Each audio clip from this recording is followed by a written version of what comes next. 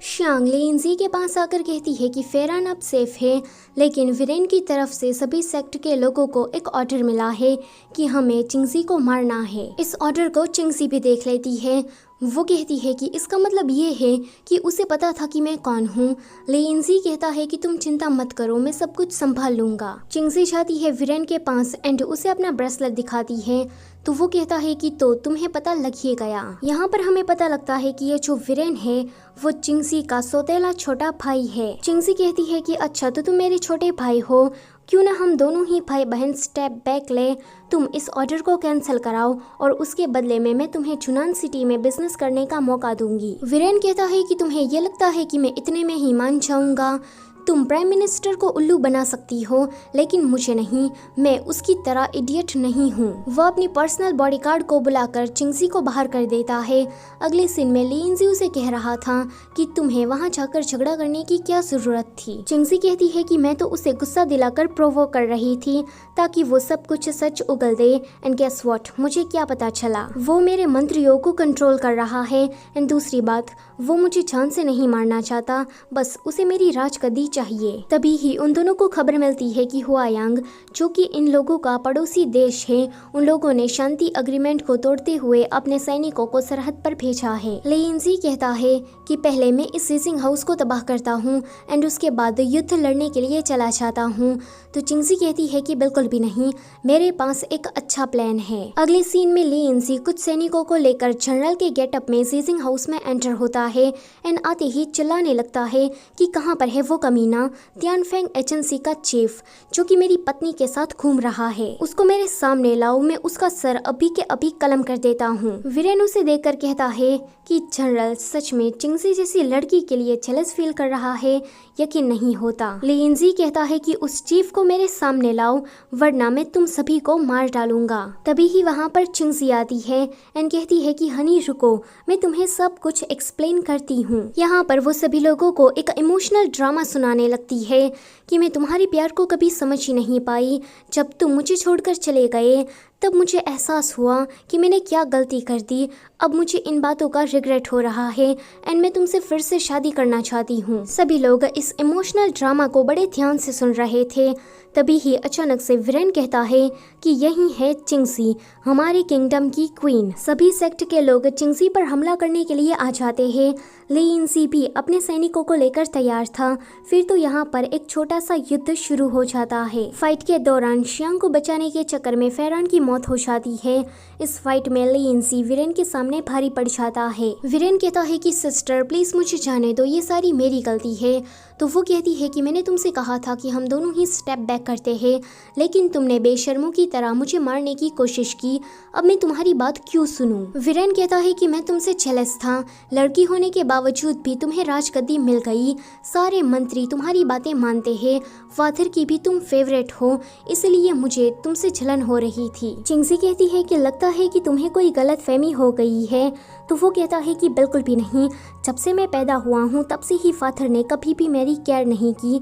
मेरी माँ बीमार थी फिर भी वो मुझे बड़ा कर रही थी। मैं इस पूरे चुनान सिटी में अपनी फैमिली, अपने फादर को ढूंढ रहा था, लेकिन जब वो मुझे मिले तो उन्होंने बस मुझे ये बेकार सा ब्रेसलेट पहना दिया। मेरी माँ के गुजरने के बाद मैं सच में अकेला पड़ गया था। तो वो कहती है कि तुमने सच में गलत समझ लिया है, तुम ही सबको इग्नोर करते हो, इसलिए तुमसे कोई प्यार नहीं करता। वीरेन कहता है कि तुम ऐसा कैसे कह सकती हो, तुम मेरे बारे में जानती ही क्या हो। लिंजी कहता है कि बस बहुत हुआ। वो अपने गार्ड को बुलाकर वीरेन को जेल में डालने का ऑर्डर देता है। अगले सीन में चिंगजी कोर्ट में थी।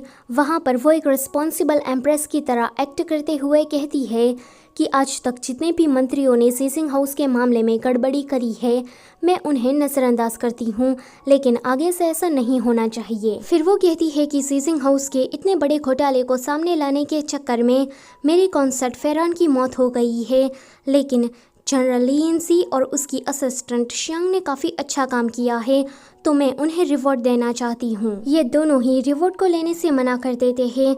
लिंजी सभी लोगों के सामने अपना प्यार चिंगजी को कन्फेस करता है, लेकिन लास्ट में वो बेहोश हो जाता है। डॉक्टर आकर कहते हैं कि लिंजी को कोई ऐसा जहर दिया गया है जिसका कोई भी क्योर नहीं है। चिंगजी तुरंत समझ जाती है कि ये काम जरूर वीरेन का होगा। चिंगजी ये सुनकर काफी इमोशनल हो जाती है तो लिंजी कहता है कि मैंने ऑलरेडी शियांग को 1.5 लाख सैनिकों को संभालने को दे दिया है एंड मेरी जनरल की टॉली भी उसे दे दी है। तुम खुद को ज्यादा तकलीफ मत देना और मेरे जाने के बाद खुद की केयर करना।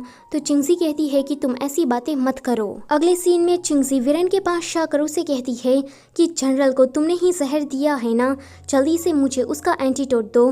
तो वो कहता है कि तुम्हें ये लगता है कि मैं तुम्हें इतनी आसानी से एंटीडोट दे दूंगा। चिंगजी कहती है कि तो तुम्हें एंटीडोट के बदले में कुछ चाहिए एंड वो है राजगद्दी।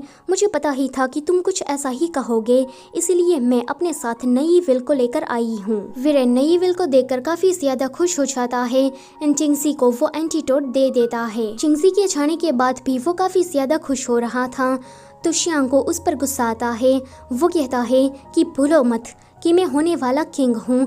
शियांग उसे चाटा मारकर कहती है कि तुम होने वाले किंग हो लेकिन अभी तक किंग बने नहीं हो। ये भी बेचारा चुपचाप चाटा खाकर बैठ जाता है लेकिन अगले ही दिन वो ऑफिशियली किंग बन जाता है। यहाँ लिंजी एंटीडोट के बाद बिल्कुल ठीक हो गया था। ये दोनों फिर से शादी करते हैं। लिंजी कहता है कि मुझे किंग बनने में जरा सा भी इंटरेस्ट नहीं है, अगर तुम क्वीन हो तो ही मुझे किंग बनना है, लेकिन अब तो तुम क्वीन नहीं रही तो हम दोनों अपनी ऑर्डिनरी लाइफ को जिएंगे और मैं तुम्हें प्रोटेक्ट करूंगा। फिर ये दोनों किस करते हैं। दूसरी तरफ वीरेन को पता लगता है कि शांति के अग्रीमेंट को तोड़ते हुए शियांग ने हुआयांग आर्मी की सेना पर हमला कर दिया है। ये दोनों भी दूर से ये नजारा देख रहे थे। वीरेन कहता है कि तुम्हें ये नहीं करना चाहिए था। वो उसे जनरल का टाइटल छीनकर उसे मारने की सजा देता है। तभी ही एक सैनिक भागा हुआ आता है एंड कहता है कि हुआयांग आर्मी ने हम पर हमला बोल दिया है और उसका जो राजकुमार है उसे जनरल शियांग जिंदा चाहिए। अगले दिन वीरेन को जब पता लगता है कि हुआयांग का राजकुमार उससे मिलने के लिए आ रहा है तो वो तो काफ़ी ज़्यादा डर जाता है, लेकिन उसे पता लगता है कि वो तो बस नेगोशिएट करने आ रहा है। जब वीरेन हुआयांग के राजकुमार को पहली बार देखता है तो उसके तो तोते ही उड़ जाते हैं क्योंकि वो तो फैरान था। वीरेन कहता है कि तो तुम लोगों ने ये सब कुछ चाल चली और मुझे ये जताने की कोशिश की कि मैं राजगद्दी पर बैठने के लायक नहीं हूँ। वेल सच तो यही था कि वीरेन कुछ भी ठीक से नहीं कर पा रहा था तो वो राजगद्दी को तो क्या ही संभालता। तभी ही वहाँ पर चिंगजी और लिंजी आते हैं। लिंजी कहता है कि लेट एम्परर ने तुम्हारी और मेरी तरह काफ़ी अनाथ बच्चों को सहारा दिया था और लेट एम्परर ने उन सभी बच्चों को एक एक ब्रेसलेट दिया था जो कि अभी तुम्हारे पास है, ऐसा एक मेरे पास भी है। वीरेन कहता है कि ये नहीं हो सकता।